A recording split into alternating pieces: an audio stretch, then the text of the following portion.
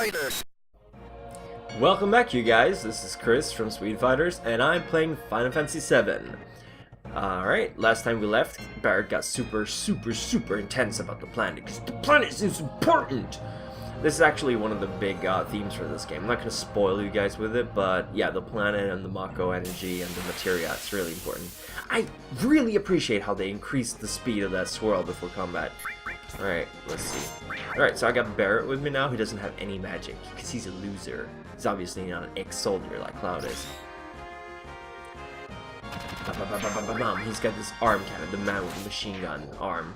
And Barrett's pretty cool. Like, I appreciate him because there's a lot of depth to these characters in the game. There's a lot of character development for nearly the entire cast, which I really like in later titles. Final Fantasy 8 and 9. 8 kind of doesn't do it very well, but 9 has some excellent character development. 10 is abysmal in that part.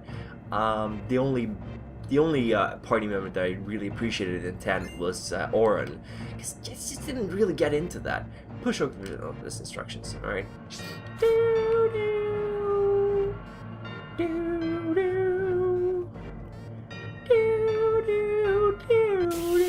Alright, another battle.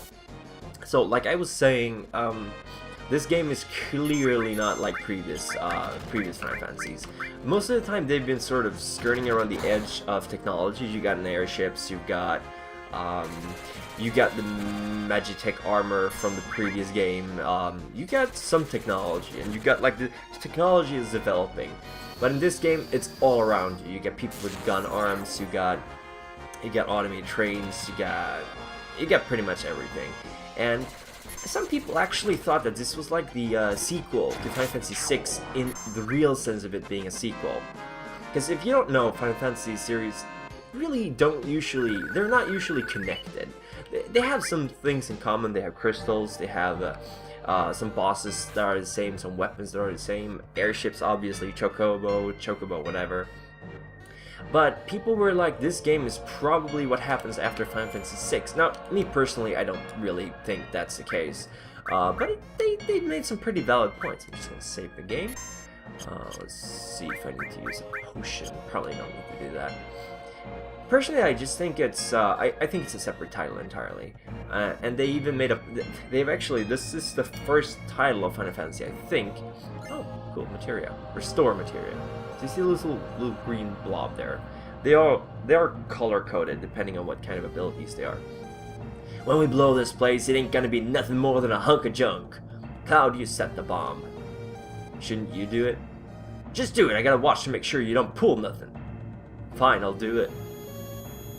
Alright, okay. Watch out. This isn't just a reactor. Then what else is it? What's wrong? Huh?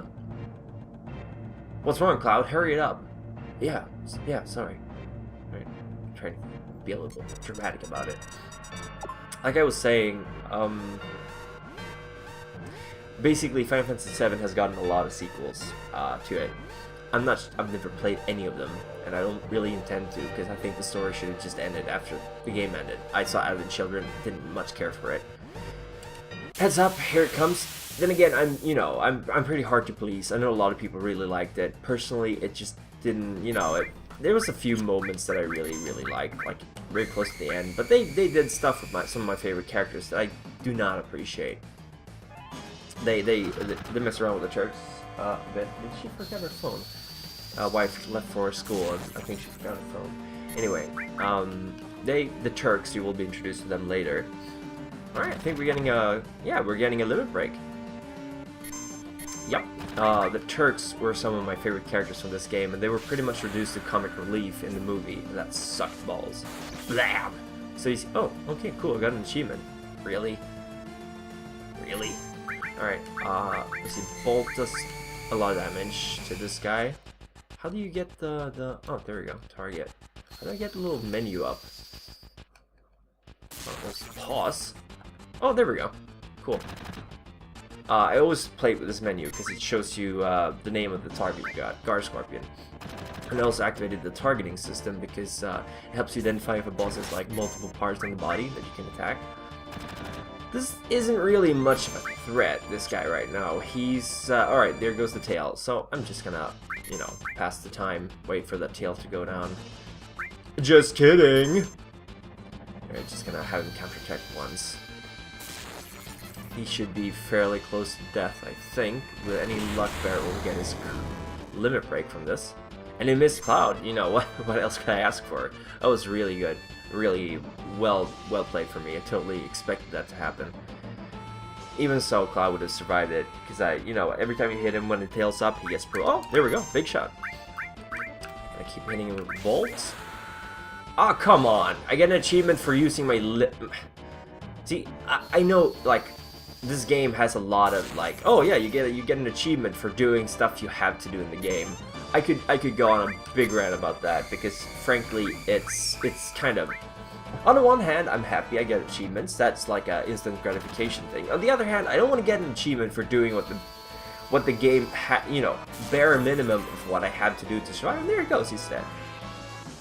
Like, for example, take the Telltale game series, which I love. I absolutely adore their games. The new Game of Thrones series is really fucking good, and you know, I can say the same about the oh, got a new weapon for Barret. I can say the same for the Tales of the Borderlands game, though I'm still waiting for the next episode. TTG, just, you know, putting it out there.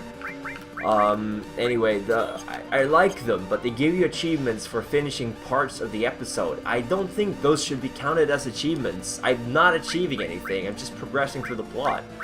It's kind of sad, because it takes a lot of the magic out of achievements. Alright, we got a countdown here. I'm just gonna rush through this. I know, oh, this is a little trick. I don't, how do you run away? How do you run away? I wanna, see, I don't understand the control system at all for this version. I'm playing with the Xbox controller on my PC, and I have no idea.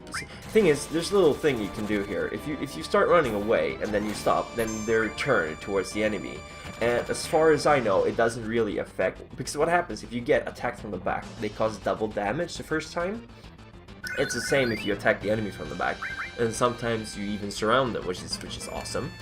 But I don't know how to trigger the runaway thing. I have to look that up before I do the next set of videos. Anyway, like I was saying, it really takes away